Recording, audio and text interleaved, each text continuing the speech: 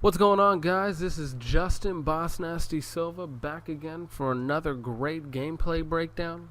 Finally, just got reached last night at midnight. Astonishingly enough, the GameStop lane was very short, and they pretty much had all of us pay advance, and then actually everyone got out there like within 10 minutes of midnight, so it was actually pretty good. Now, starting off here, playing a little bit of some Team Slayer Pro on Reflection.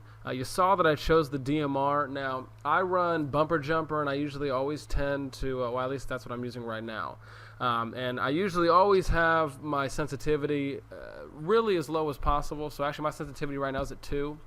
And the reason for that is because when you're running a lower sensitivity, the big thing is that it really allows you to kind of grab onto the magnetism, because the lower your sensitivity is, the easier it is for you to obviously slowly aim and to slowly go ahead and consistently be accurate when you're shooting, hopefully, or at least in a sense it definitely helps a lot than having a higher sensitivity.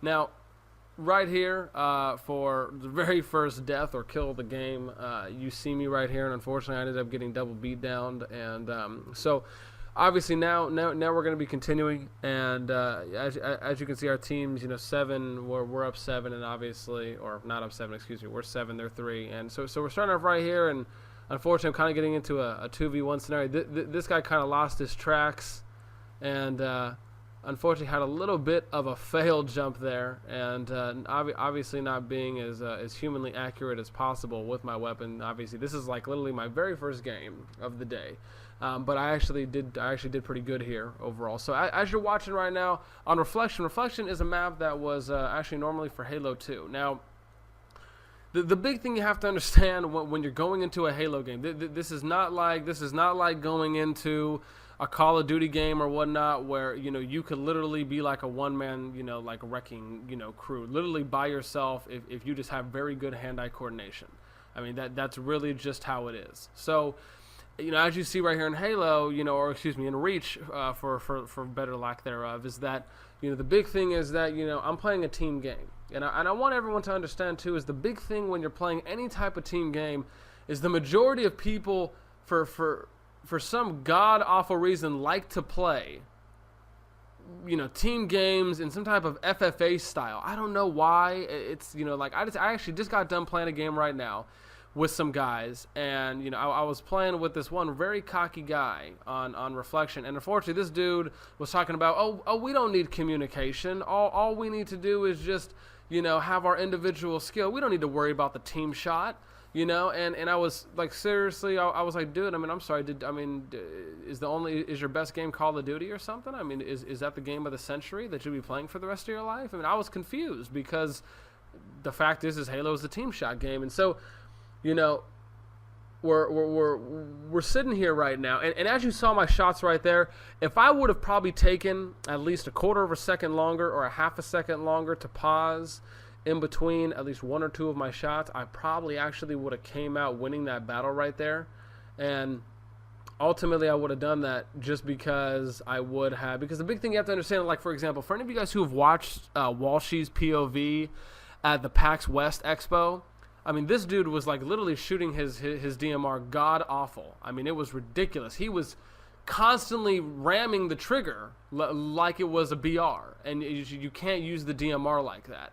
You have to use the DMR like you were playing Shadowrun, because that's kind of what it is.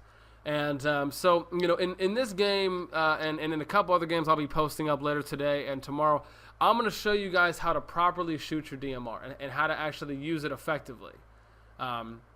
So now, and astonishingly enough, right there in that battle, right there, that's actually not how to shoot your DMR, where you're just constantly pulling your trigger, pausing, waiting that quarter, half a second for your weapon to reload, which when I post my next video, I'm going to actually, eventually what I'm going to start doing, guys, is I'm going to start doing some tips and tricks stuff where I break down, this is how you can pace your DMR, these are the different type of button and shooting sequences, these are the time frames that you have to take in between shooting your DMR, and I'm going to do a bunch of this stuff. This is something I've really been wanting to do and have been waiting to do for so long here,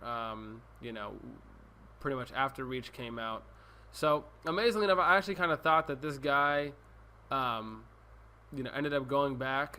So, That's kind of why you saw me dip down and hit the left turn, because I kind of thought that he backed up into that column right there.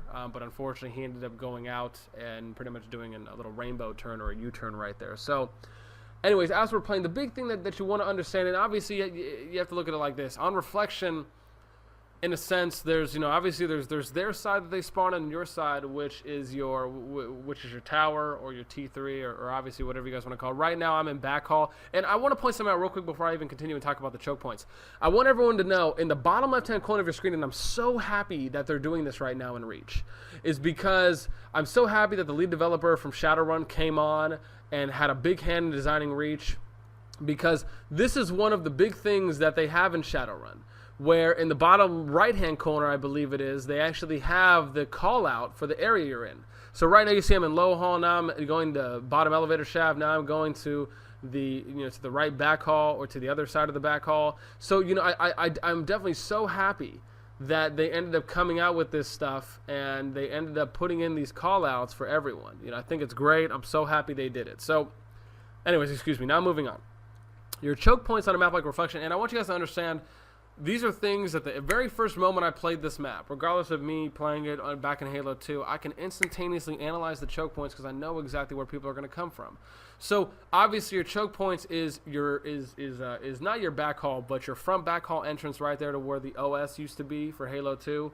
I want to say it's on the glass walkway or whatnot. Whenever I get a chance to take a look at it, I'll definitely make sure I get the proper call out for you guys. But on the right side there where the OS used to be, that's one of your choke points. Now you can either go up to the up glass, or you can actually go on the inside and then teleport up the airlift right there, or you can run right up the middle and pretty much right there in the pit area, and you can run right up the middle and then pretty much come right out here on the second level of the elevator lift or on the left side. So you pretty much have only 3 choke points on this map. So